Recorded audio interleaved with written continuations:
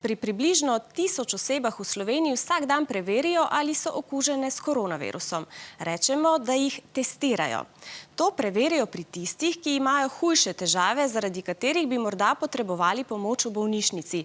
Ta postopek se začne z odvzemom tako imenovanega brisa. Ker ste nas spraševali, kako to gre, se je o tem pozanimala naša Mateja, ki je k sreči popolnoma zdrava. Za mano je infekcijska klinika. Tukaj zdravijo bolnike s težjimi oblikami koronavirusne bolezni. Tukaj jemljajo vzorce za testiranje le ljudem z znaki, ki kažejo, da jim morebitna koronavirusna bolezen povzroča hujše težave.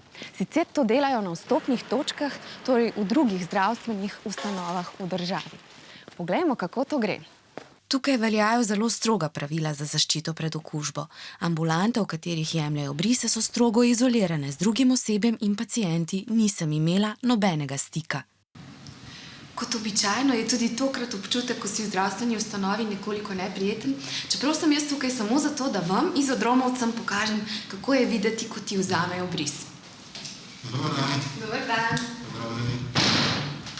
A vam je kaj neprijetno v tej upravi? Ja, kratkoročno že gre biti dolje, dolgoročno je pa kar problem, ja. Tako da kar vroče ratno pol pa malo klaustrofobično, tako da... A narediva bris? Lahko.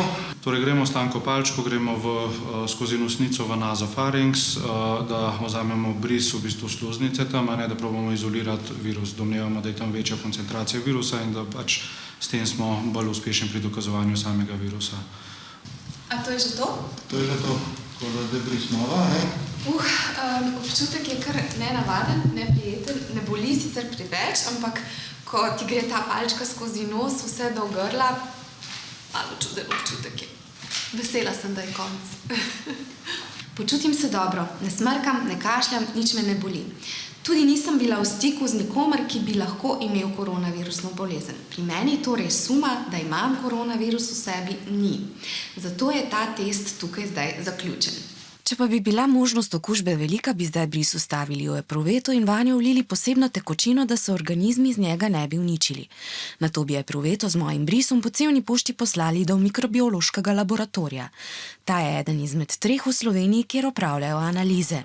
Tam pa potem pač to analizira z določenimi metodami mikrobiološkimi oziroma molekularnimi za naprej za izvid. Ta je v nujnih primerih znan v 2, sicer po 4 do 6 urah.